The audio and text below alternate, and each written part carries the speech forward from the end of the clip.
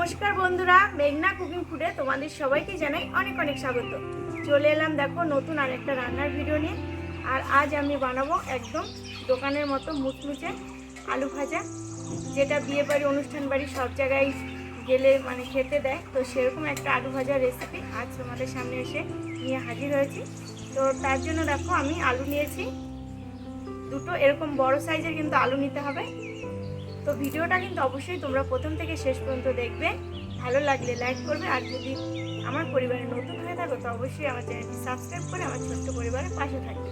तो चलो एबार आमि भिडियोटा शुरू करछि। दुटो आलू नियेछि, बेश बड़ो साइजेर आलू। और आलूगुलो किन्तु एरकम बड़ो बड़ो निते हबे। एबार आमि आलूगुलो खोसा छाड़िये नेब।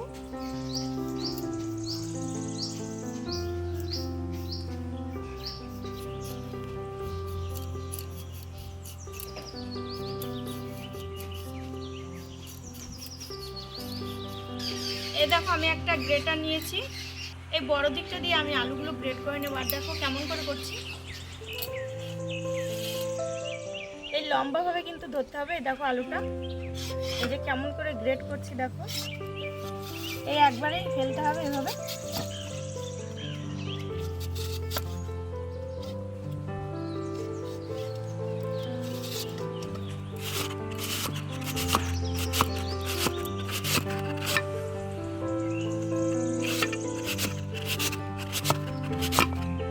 देखो आलूगुलो सब ग्रेट करे निয়েছি।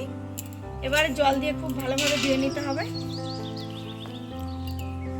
আলুর কষটা যেন আলুর গায়ে লেগে না থাকে, তো খুব ভালো করে ধুতে হবে। কিন্তু এইভাবে আমি জল পাল্টে পাল্টে আলুটাকে 3 থেকে 4 বার খুব ভালো করে ধুয়ে নেব। আলুর যেন কষ কোনোভাবেই আলুর গায়ে লেগে না থাকে। কয়েক টুকরো বরফ নিয়ে নিয়েছি, বরফটা দিয়ে দেব। জল এর মধ্যে দেব লেবুর রস।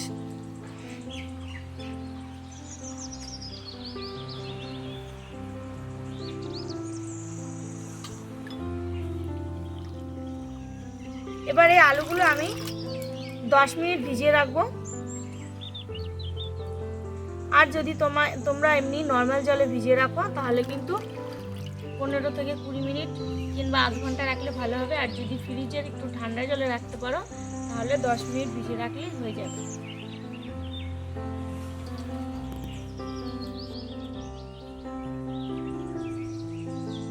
আমার এই রেসিপিটা বানাতে আর লাগবে চিনি বাদাম। তো দেখো আমি বাদামগুলো খোসা ছাড়িয়ে নিচ্ছি।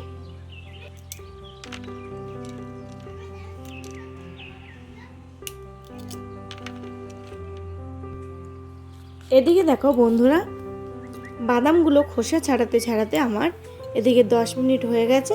আর আলুর ঝুরি ভাজা করার জন্য রেডি হয়ে গেছে। তো দেখো এবার আলুগুলো আমি সব জলের থেকে জল চিপে চিপে তুলে নিয়েছি। একটা শুকনো কাপড়ের উপরে পরিষ্কার কাপড় নিয়েছি।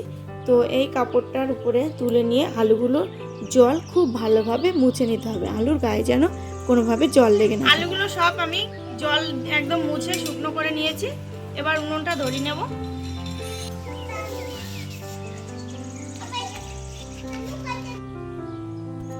দেখো উনুনটা ধরে নিয়ে উনুনে বসিয়ে দিলাম একটা কড়াই। তো কড়াইটা একটু ভালো করে গরম করে নেব। কড়াইটা খুব ভালো করে গরম হয়ে গেছে। তো এবারে দিয়ে দেবো সাদা তেল। সাদা তেল দেওয়ার পরে তেলটা খুব ভালো করে গরম করে নেব। তেলটা গরম হয়ে গেছে, এবার আলু দিয়ে দেবো। অল্প অল্প করে দেবো।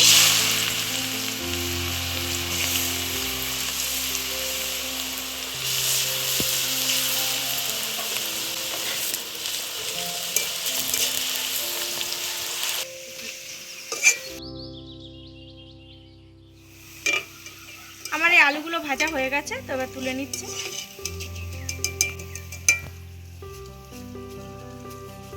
দেখো কত সুন্দর হয়েছে।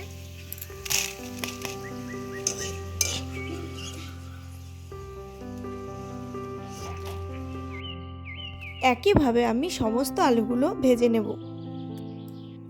দেখো আমার আরেক ভাজ আলু ভাজা হয়ে গেছে। তো অল্প অল্প করে দিয়ে আমি ভাজবো।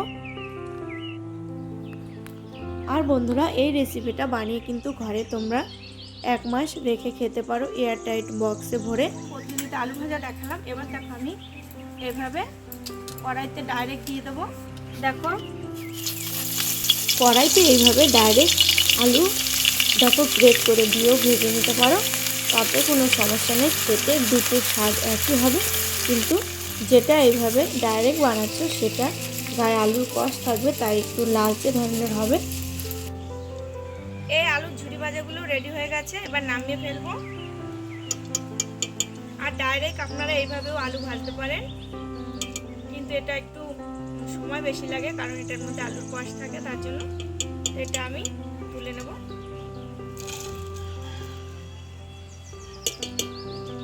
সমস্ত আলুর ঝুরি ভাজাগুলো হয়ে গেছে। এবার দেখো বাদাম আর এই কারি পাতা আমি একটু ভেজে নেব। কারি পাতাগুলো ভাজার সময় কিন্তু একটু সাবধানে ভাজবেন, কারণ কারি পাতাগুলো তেলের মধ্যে দিলে কিন্তু সব ফাটে, তাই আমাদের একটু অসাবধানতার কারণে আমাদের তেল ছিটে গেছে হাত পায়ে। তো এবার দেখো উল্টে দেবো।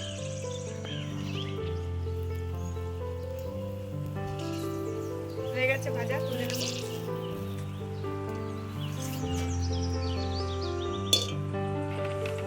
এবারে বাদামগুলো ভেজে নেব।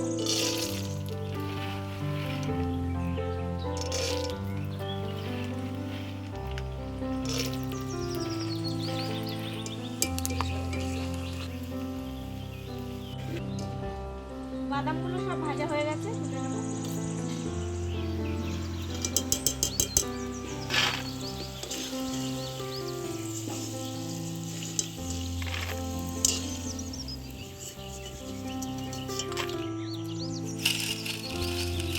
আলুর সমস্ত ঝুরি ভাজা তৈরি হয়ে গেছে।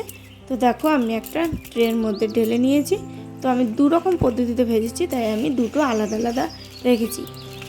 আর একটু ভেঙে দেখাবো।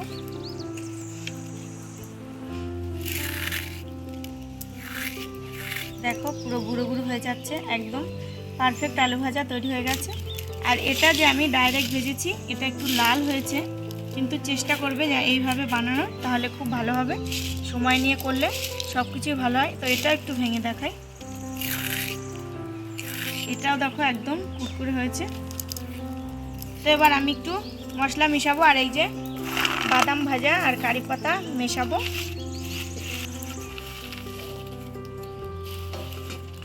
দেখো কত সুন্দর লাগছে দেখতে। পুরো হালকা হাতে মিশিয়ে নেব।